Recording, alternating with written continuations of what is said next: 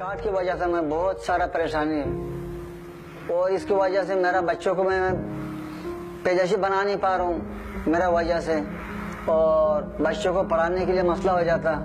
फिर मेरा पास 3 लड़का है, फिर उनके पास भी कार्ड नहीं है, मेरा बीवी के पास भी कार्ड नहीं है।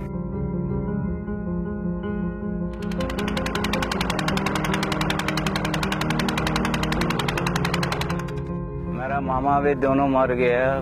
मामाजात भाई है, वो भाई ने इनका बीवी बच्चा सारा खत्म हो गया। ये बांग्लादेश में आ गया कि बांग्लादेश से बस यहाँ फोन किया, बोला मेरा सारा खत्म हो गया, बाल बच्चा भी बस 2 बच्चा लेकर हम यहाँ पहुँच गए। बस ये हाल है, मेरा बड़ा परेशानी है।